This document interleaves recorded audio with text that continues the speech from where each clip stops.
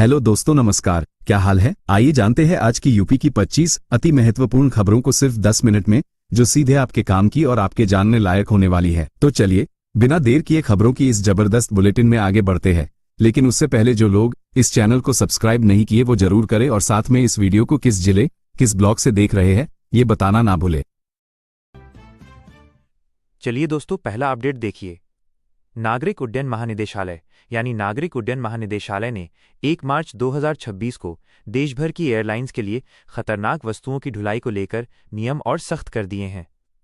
यह फैसला विमान सुरक्षा को मजबूत करने के उद्देश्य से लिया गया है। नए निर्देशों के तहत अब ज्वलनशील, विस्फोटक या रासायनिक सामान की बुकिंग, पैकेजिंग और लोडिंग की प्रक्रिया पर कड़ी निगरानी रखी जाएगी और नियमों का उल्लंघन करने पर भारी जुर्माना लगाया जाएगा। बीते कुछ महीनों में अंतर्राष्ट्रीय स्तर पर विमान में खतरनाक सामान पाए जाने की घटनाओं ने सुरक्षा एजेंसियों की चिंता बढ़ाई थी, जिसके बाद भारत में भी नियमों की समीक्षा की जा रही थी। अब एयरलाइंस कंपनियों को अपने स्टाफ की विशेष ट्रेनिंग सुनिश्चित करनी होगी और हर शिपमेंट का रिकॉर्ड डिजिटल सिस्टम में अपडेट करना होगा। इस कदम से यात्रियों की सुरक्षा को प्राथमिकता देते हुए विमानन सेक्टर में जवाबदेही और पारदर्शिता दोनों बढ़ने की उम्मीद जताई जा रही है। और वहीं वाराणसी में शंकराचार्य चंद्रशील द्विवेदी ने 1 मार्च 2026 को एक बयान जारी कर यह स्पष्ट किया कि भावना उनकी भतीजी नहीं है, बल्कि उनके आश्रम से जुड़ी एक साधिका हैं। उन्होंने कहा कि सोशल मीडिया पर चल रही खबरें भ्रामक हैं और जानबूझकर रिश्तों को गलत तरीके से पेश किया जा रहा है। पिछले कुछ दिनों से भावना को लेकर कई तरह की चर्चाएं चल रही थीं, जिनमें पारिवारिक संबंधों को लेकर सवाल उठाए जा रहे थे। शंकराचार्य ने साफ कहा कि उनका और भावना का संबंध पूरी तरह आध्यात्मिक और संस्थागत है, निजी या पारिवारिक नहीं। इस बयान के बाद समर्थकों ने राहत जताई है, जबकि पूरे मामले को लेकर चर्चा अभी भी जारी है। चलिए अगला अपडेट देखिए। तेल उत्पादक देशों के समूह ओपेक प्लस ने 1 मार्च 2026 को घोषणा की है कि वह प्रतिदिन 2,06,000 बैरल कच्चे तेल के उत्पादन में बढ़ोतरी करेगा। यह फैसला ऐसे समय लिया गया है जब मध्य पूर्व में तनाव की स्थिति बनी हुई है और वैश्विक बाजार में तेल की कीमतों में उतार चढ़ाव देखा जा रहा है। विशेषज्ञों का मानना है कि उत्पादन बढ़ाने का उद्देश्य अंतर्राष्ट्रीय बाजार में आपूर्ति संतुलित रखना और कीमतों को स्थिर करने की कोशिश करना है। पिछले महीनों में तेल की कीमतों में तेजी आई थी, जिससे कई देशों की अर्थव्यवस्था पर दबाव बढ़ा था। अब इस फैसले के बाद वैश्विक बाजार में कच्चे तेल की कीमतों पर क्या असर पड़ेगा, इस पर निवेशकों और व्यापार जगत की नज़र टिकी हुई है। और एक और बड़ा अपडेट, केंद्रीय औद्योगिक सुरक्षा बल यानी केंद्रीय औद्योगिक सुरक्षा बल ने वरिष्ठ कांस्टेबलों के लिए एक नया विशिष्ट चिन्ह लागू किया है, जिसे 28 फरवरी 2026 से प्रभावी कर दिया गया है। यह नया इंसिग्निया वर्दी पर अलग पहचान देने के लिए तैयार किया गया है, जिससे रैंक की स्पष्ट पहचान हो सके। बल के अधिकारियों का कहना है कि समय के साथ पद संरचना में बदलाव हुआ है, इसलिए पहचान चिन्हों को भी अपडेट करना जरूरी हो गया था।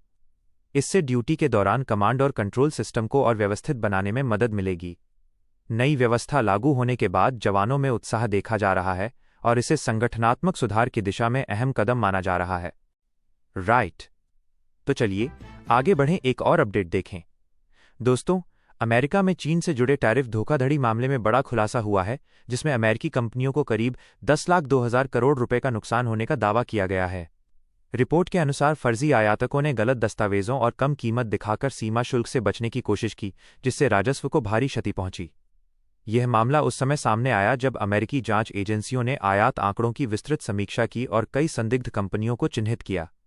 चीन और अमेरिका के बीच पहले से चल रहे व्यापारिक तनाव के बीच ये खुलासा और संवेदनशील माना जा रहा है। अब जांच एजेंसियां इस नेटवर्क से जुड़े लोगों पर सख्त कार्रवाई की तैयारी में हैं और अंतर्राष्ट्रीय व्यापार नियमों को और कड़ा करने की चर्चा तेज हो गई है। चलिए दोस्तों, अगला अपडेट देखिए। उत्तरी प्रदेश के मेरठ शहर में मतदाता सूची यानी वोटर लिस्ट को अपडेट करने की प्रक्रिया तेजी से चल रही है और मुख्य निर्वाचन अधिकारी नवदीप रिणवा ने कहा है कि अगर कोई नागरिक अपना नाम मतदाता सूची में जोड़ना चाहता है तो उसे निर्धारित फॉर्म 6 यानी फॉर्म 6 भरकर समय पर दाखिल करना होगा। उन्होंने ये निर्देश मतदाता पहचान और वोटर बनने की प्रक्रिया को आसान और पारदर्शी बनाने के लिए जारी किया है। मतदाता सूची के विशेष गहन पुनरीक्षण SIR के तहत नए मतदाताओं के लिए रजिस्ट्रेशन फॉर्म 6 के साथ आवश्यक दस्तावेज की सही जानकारी देना अनिवार्य है, ताकि उनके नाम को अंतिम सूची में शामिल किया जा सके। मुख्य निर्वही देवरिया जिले के महुआवा खुर्द गांव में रजनती देवी अपने मानसिक रूप से बीमार पति और 4 छोटे बच्चों के साथ एक टूट-फूट झोपड़ी में जीवन गुजार रही हैं और ये परिवार अब तक प्रधानमंत्री आवास योजना, स्वास्थ्य कार्ड और अन्य सरकारी योजनाओं का लाभ नहीं ले पाया है। परिवार के पास पक्का घर नहीं है और वे दयनीय परिस्थितियों में रहने को मजबूर हैं, जिससे उनकी रोजमर्रा की आवश्यकताओं को पूरा करना कठिन हो गया है।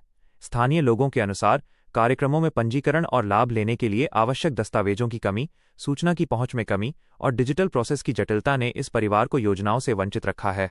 राज्य सरकार की जीरो पॉवर्टी जैसी मुहिमों का उद्देश्य अत्यंत गरीब परिवारों को योजनाओं के दायरे में लाना है, लेकिन ऐसे वंचित इलाकों में काम अभी भी चुनौती है।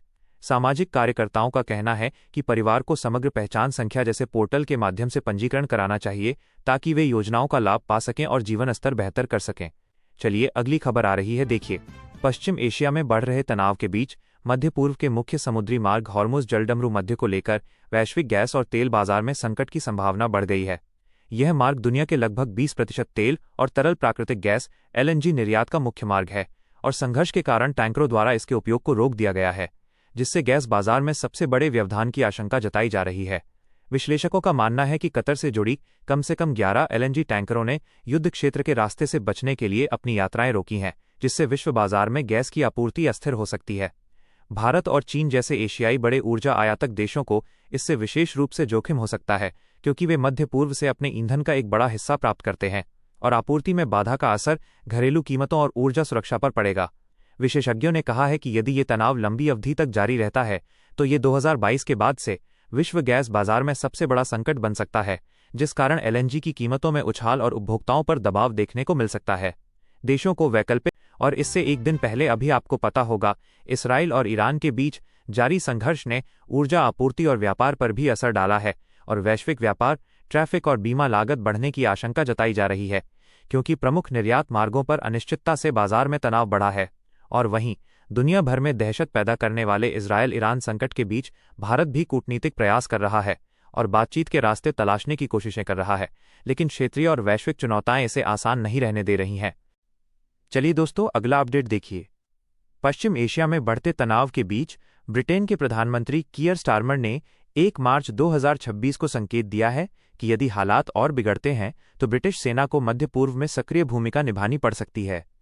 यह बयान उस समय आया है जब इजरायल, अमेरिका और ईरान के बीच टकराव की स्थिति लगातार गंभीर होती जा रही है। ब्रिटेन पहले से ही क्षेत्र में अपने सैन्य ठिकानों और नौसैनिक संसाधनों के जरिए मौजूद है और हाल के घटनाक्रमों ने उसकी रणनीतिक चिंता बढ़ा दी है। और वहीं उत्तर प्रदेश के मुख्यमंत्री योगी आदित्यनाथ ने घोषणा की है कि प्रदेश के युवाओं को अब विदेशों में रोजगार के अवसर सुनिश्चित किए जाएंगे और उज्ज्वला योजना की सब्सिडी व्यवस्था को भी और पारदर्शी बनाया जाएगा। यह घोषणा लखनऊ में आयोजित एक कार्यक्रम के दौरान की गई, जहां कौशल विकास और रोजगार से जुड़े कई प्रस्तावों पर चर्चा हुई। प्रदेश सरकार पहले से ही कौशल प्रशिक्षण कार्यक्रमों के माध्यम से युवाओं को अंतर्राष्ट्रीय मानकों के अनुरूप तैयार करने की योजना पर काम कर रही है। मुख्यमंत्री ने कहा कि प्रमाणित प्रशिक्षण के बाद युवाओं को सुरक्षित और वैध चैनल के जरिए विदेश भेजा जाएगा, जिससे धोखाधड़ी की आशंका कम हो। इस पहल से एक ओर युवाओं को रोजगार मिलेगा तो दूसरी ओर प्रदेश की अर्थव्यवस्था में विदेशी मुद्रा का प्रवाह भी बढ़ेगा। चलिए अगली खबर आ रही है, देखिए। अमेरिका द्वारा ईरान पर एयर स्ट्राइक के बाद आर्टिफिशियल इंटेलिजेंस कंपनी एंथ्रोपिक का चैटबॉट क्लॉड AI चर्चा में आ गया है, क्योंकि प्रतिबंध के कुछ ही घंटों बाद इसका उपयोग फिर से शुरू हो गया। बताया जा रहा है कि पूर्व राष्ट्रपति डोनाल्ड ट्रंप के निर्देशों के बाद कुछ प्लेटफॉर्म्स पर AI टूल्स को सीमित करने की कोशिश की गई थी, लेकिन तकनीकी जगत में यह बहस तेज हो गई है कि युद्ध जैसे हालात में सूचना और विश्लेषण देने वाले AI सिस्टम को पूरी तरह रोका जाना कितना व्यावहारिक है। विशेषज्ञों का कहना है कि AI अब वैश्विक सूचना ढांचे का हिस्सा बन चुका है और उसे नियंत्रित करना आसान नहीं है। इस पूरे घटनाक्रम ने टेक्नोलॉजी और राष्ट्रीय सुरक्षा के बीच संतुलन को लेकर नई बहस छेड़ दी है। और एक और बड़ा अपडेट, मेरठ में एक बड़े ज्वेलर के यहां से करीब 4 करोड़ रुपए मूल्य का सोना लेकर एक बंगाली कारीगर फरार हो गया है और ये घटना 1 मार्च 2026 को सामने आई। व्यापारी ने आरोप लगाया है कि कारीगर लंबे समय से उनके यहां काम कर रहा था और भरोसे का फायदा उठाकर सोने के आभूषण लेकर गायब हो गया। पुलिस के अनुसार आरोपी पिछले कुछ दिनों से संदिग्ध व्यवहार कर रहा था और अचानक संपर्क से बाहर हो गया। घटना के बाद शहर के सर्राफा बाजार में हड़कंप मच गया है और सुरक्षा व्यवस्था को लेकर सवाल उठ रहे हैं।